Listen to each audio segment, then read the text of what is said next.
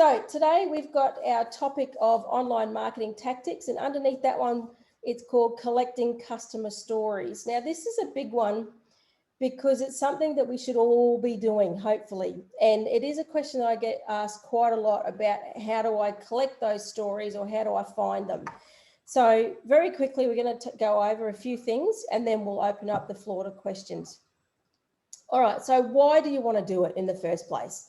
So there's a couple of good reasons. So one, it's giving you credibility. So it's when people are talking about you, it's obviously your business is there and it's real, and it's giving you that credibility towards it.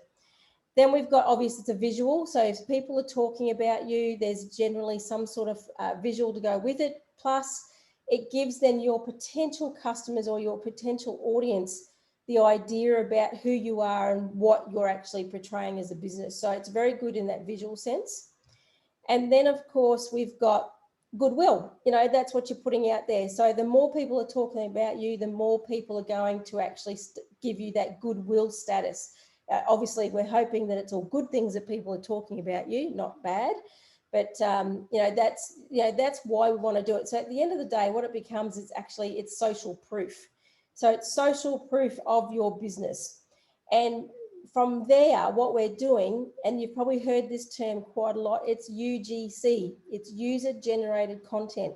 So this is what we're looking for our business. We want this for our business because the more people that shout out about us, the better off we are.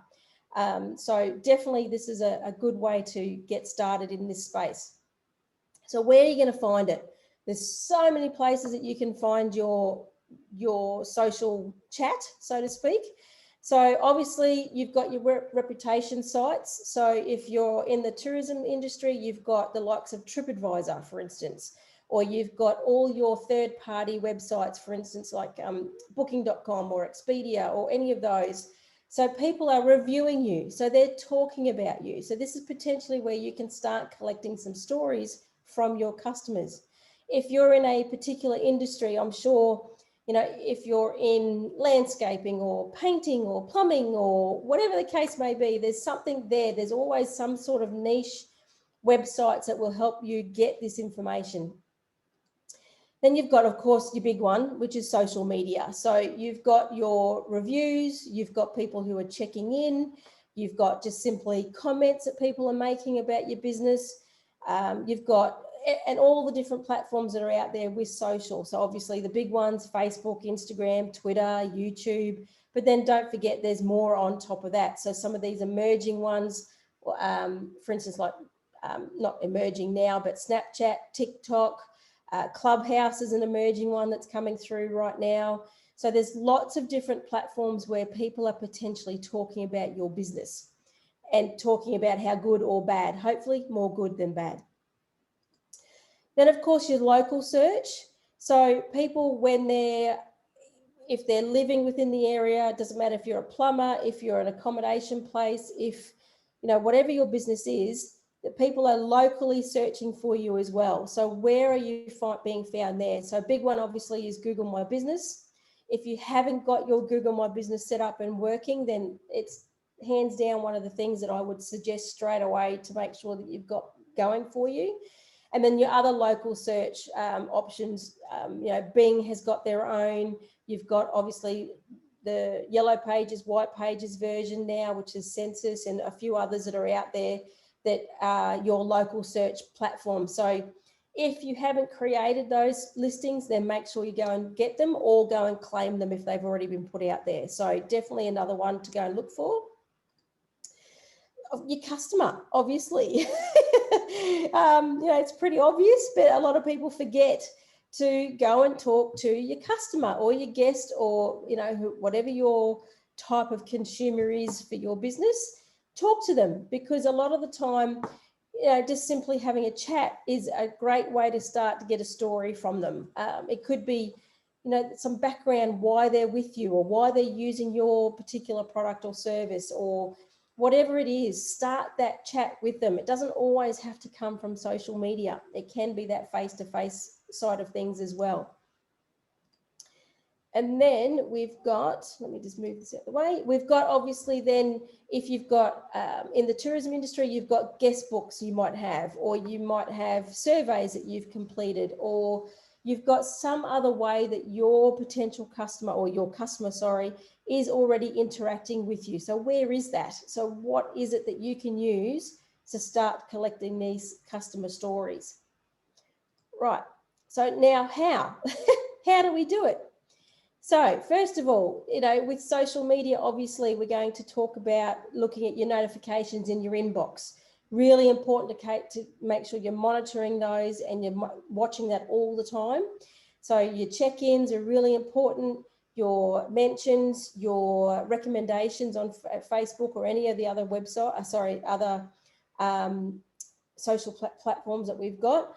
So monitoring those is really important, and then responding. But there could be something that comes from that you can evolve, and you can create a story with that particular piece of content that they've given you. So they may have posted a great photo and mentioned you in it. So, go for it. There's nothing to stop you from actually using something.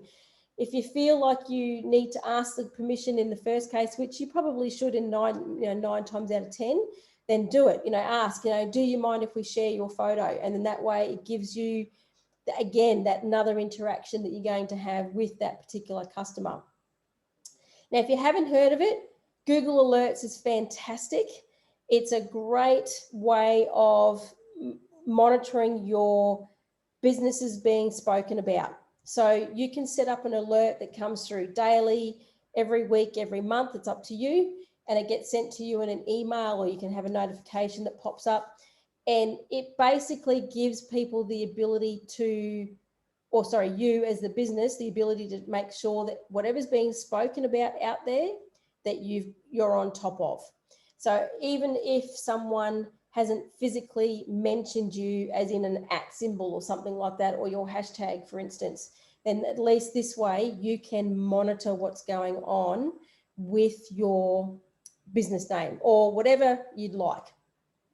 So it's not a problem. You can set this Google Alert up for anything you want. There's no restrictions on it, basically. And I'll put through the link for you on that one in a minute if you haven't already got it. The other one is social mentions. There's lots of third-party sites that can help you with social mentions. And there's one actually called Social Mention. And you can go in there and you can check this, and you can write your business name in there, and it will give you anything that's been said about you recently. So it's a really good way of checking in case something's been missed somewhere. Maybe you're not using Twitter, but you've been spoken about on Twitter. So this social mention platform will help you monitor that as well. And then, of course, the two big ones in all of this is, it's probably one and the same thing. You may have heard it being called media monitoring or social listening. This is really taking up the game another level from just checking your notifications or your reputation sites or your social mentions. This is taking it up to another level where it really gives you an insight into what's going in and speaking about your business behind the scenes. So they don't even have to physically tag you. All they have to do is even mention your name, and these monitoring sites will bring that data back for you. So it's really good in that respect. Now, majority of these platforms, though, will start charging you. There's usually a monthly fee or could be a yearly fee, and some of them aren't cheap. So ones I'm thinking about, there's one called Social Sprout, there's Buffer, there's Meltwater, there's, I've just lost the other one, Social Bakers, there's Media Toolkit. There's lots of these different ones that are out there that are, as I said, they really take this social listening to the next level. And if you're in a business that you feel like you need to do that, then by all means do it. But they all have different pricing schedules, and they all have different parameters that they actually look for. So all the ones that I just mentioned, they're all very good. They all have different things that they offer. It just depends at the end of the day which one is more suitable for your business and your budget, of course. But it's really important that we start listening and making sure that we're hearing our customers and what they're actually saying about you, good or bad. Okay, so you've got this information. So you've been able to collate the story or the information that your customer, your passenger, your guest, whichever one it is for you, you've got that information. Now, what are you going to do with it? Now, this is your next step. So obviously, social is most probably the most likely way that you will put it out there, but maybe in a video. It could be that maybe you've got a customer that doesn't mind actually being videoed for a couple of seconds. You're asking them a question, or you're saying to them, how was your stay with us? What did you like the most about the region that you're in? Or, what is it about our restaurant that you love? Or, tell us about your experience with our landscape designers, anything. It doesn't matter what it is.